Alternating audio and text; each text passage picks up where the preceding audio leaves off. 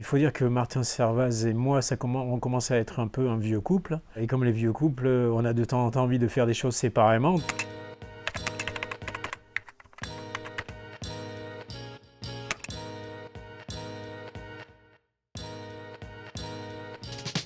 Évidemment, je l'ai accueilli avec toujours le sens de la responsabilité, parce que je me suis dit, il y aura quand même 200 auteurs.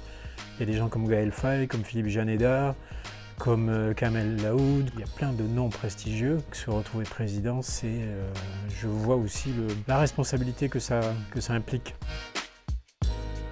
Je n'ai pas une contradiction.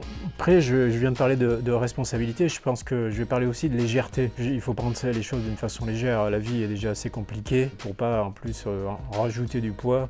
Donc je prends ça avec joie, avec légèreté. C'est dans le festival, il y a le mot fête.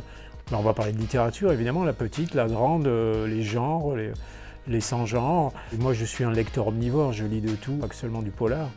Donc c'est ça qui est intéressant, c'est le mélange des genres.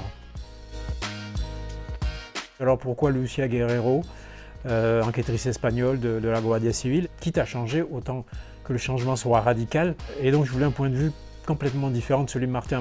Flaubert disait « Madame Bovary, c'est moi, je ne suis pas Martin Servaz ». Néanmoins, c'est quelqu'un presque de ma génération, juste un peu plus jeune, avec un point de vue qui est assez proche du mien sur plein de choses. Et là, je voulais un point de vue radicalement différent sur les choses, sur la vie, sur le monde. Donc cette Lucia Guerrero, elle a quand même un modèle très précis qui existe, qui a son caractère bien tranché, sa personnalité très forte. C'est quelqu'un qui ne triche pas, qui dit toujours ce qu'elle pense, ce qui n'est pas évidemment toujours facile pour les autres. C'est quelqu'un qui arrondit pas les angles aussi, donc elle est souvent dans le conflit. Et comme on sait, le conflit, c'est quand même l'essence qu'on met dans le moteur du récit.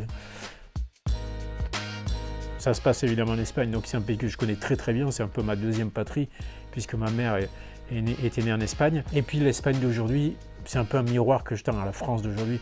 C'est deux pays qui se ressemblent beaucoup finalement. Par exemple, puisque dans Les Effacés, il est beaucoup question de féminicide, de crimes de femmes qui sont kidnappées, qui sont assassinées, de incel aussi, ces jeunes hommes qui s'en prennent aux femmes sur les forums et sur Internet.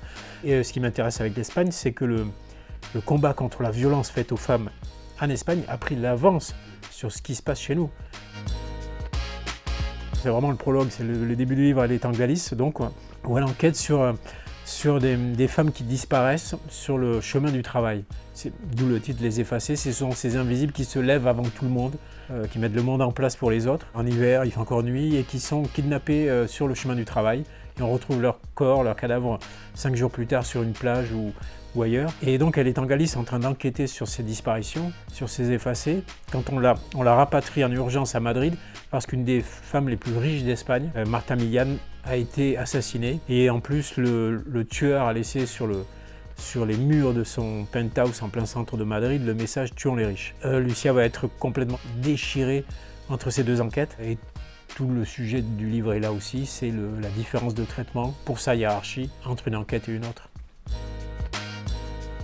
Oui, mais en même temps, je ne veux pas tomber dans certains travers qui ont été à un moment donné un peu ceux du néo-polar, ce fameux polar des années 80, 1980, des décennies 90, qui était formidable au départ, hein, avec des gens comme Jean-Patrick Manchette, comme Fajardi, comme plus tard Jean-Claude Izzo, enfin qui était extraordinaire, mais qui à un moment donné a presque basculé dans le roman à message, la dénonciation sociale, et on perdait de vue l'intrigue. Moi je ne suis pas là pour délivrer des messages, je n'ai pas de leçons à donner. Mais néanmoins il y a une vision, il y a forcément un point de vue sur la société, sur le monde d'aujourd'hui, mais à travers, j'espère en tout cas, une enquête aussi addictive que possible, aussi palpitante, avec plein de rebondissements. Oui, je suis le parrain d'une association qui s'appelle le CTEB, le Centre de transcription et d'édition en braille, qui est une des principales, sinon la principale association qui fabrique des livres en braille en France. Et cette association est en danger économique, parce que le ministère de la Culture leur file royalement 20 000 € chaque année.